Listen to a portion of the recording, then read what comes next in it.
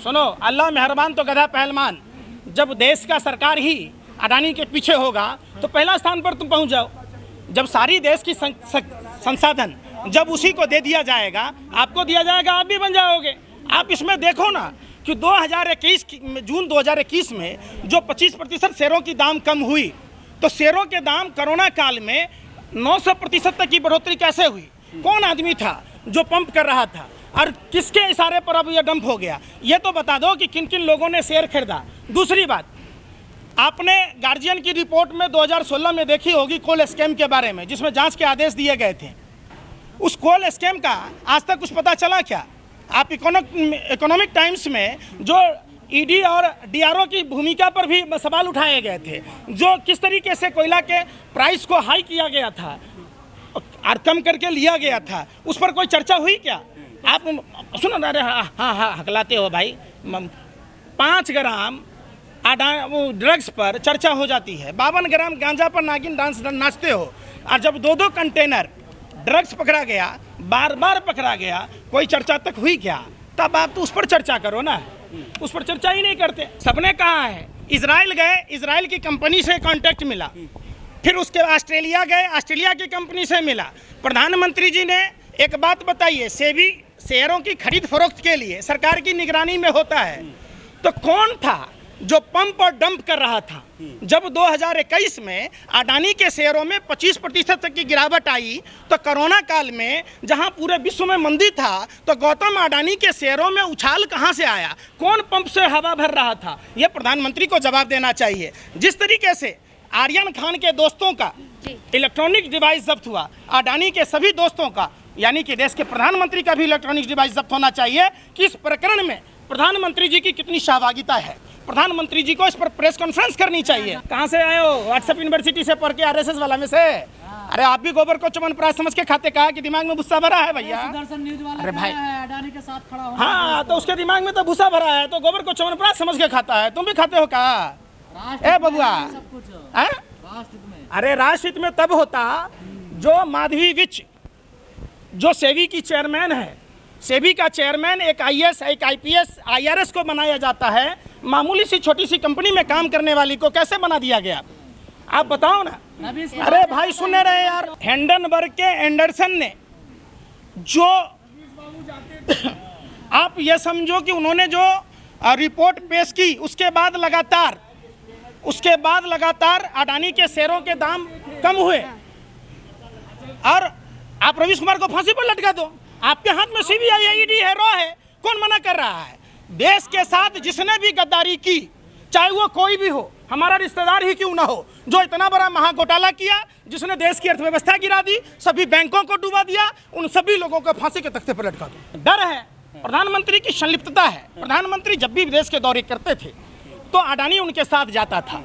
वो सरकारी कार्यक्रम न होकर अडानी का कार्यक्रम था, और अडानी को सीधे सारी व्यापारें दी गई। आप बताओ कि चाइना के साथ ये रिश्ता क्या कहलाता है? देश को तो आप बता रहे कि चाइनीज ऐप हम बैन कर रहे हैं, और दूसरी तरफ चाइना का फाइनेंसर, अडानी का पार्टनर, तो कैसे ये रिश्ता क्या कहलाता है? ये तो प्रधानमंत्री को बताना चाहिए।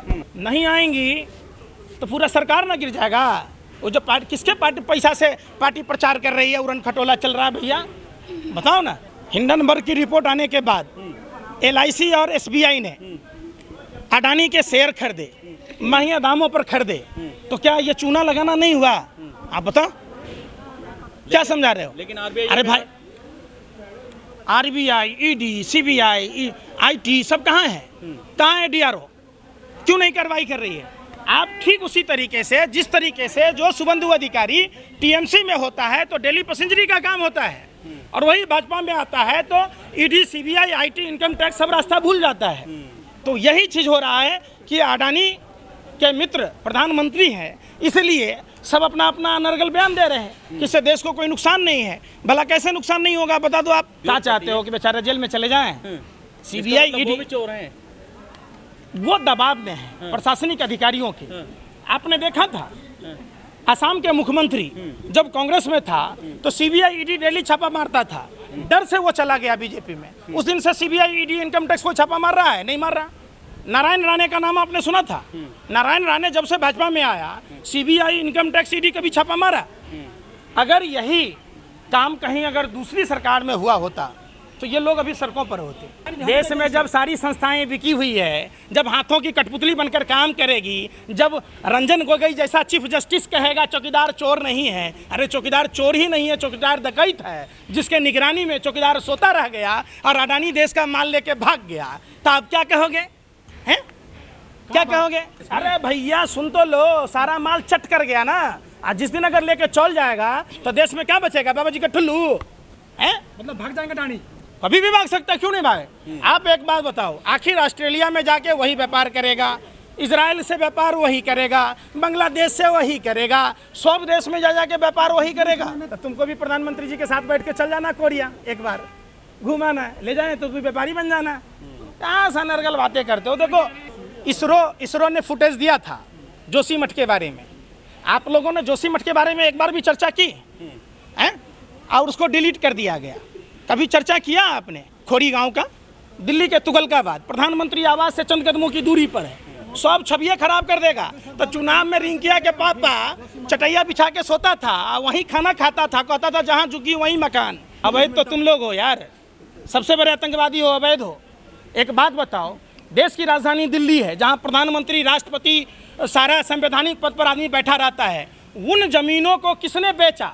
आज तक किस्तों में जमीनें बिक रही हैं। वो गरीब लोग जो बाहर के प्रांतों से मजदूरी करने आए, अपना पेट काट कर 2 रुपया, 4 रुपया, 5 रुपया जमा करके उन्होंने जमीन खरीदा, आप उसको अवैध कहोगे? हैं? अपने 2 आंख वाला कानिया को जमीन दिया गया, वैध है, बारे बार 1 रुपया में। अडानी को जमीन दिया गया, वैध है। तो मोहन भागवत को क्यों नहीं सलाह देते पहले जाके? शाहनवाज हुसैन के घर से बचा लें, मुख्तार अब्बास नकवी के घर से बचा लें, किसी हिंदू के यहाँ ब्याह दें।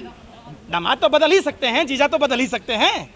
कि वो जीजा अच्छा लग रहा है मुख्तार अब्बास नकवी या शाहनवाज हुसैन? आप बताओ ना। प्यार है उनका आपस में। अरे तो उसका क्या है?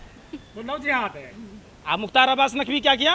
प्यार की शादी की हैं? शादी की डीटीसी बस में। क्या खाते हो? अरे शाहनवाज हुसैन, मुख्तार अब्बास नकवी क्या किया? सुब्रमण्यम स्वामी का दामाद मुसलमान है, वो क्या किया? माने हमारा कुत्ता कुत्ता, तुम्हारा कुत्ता टॉमी है?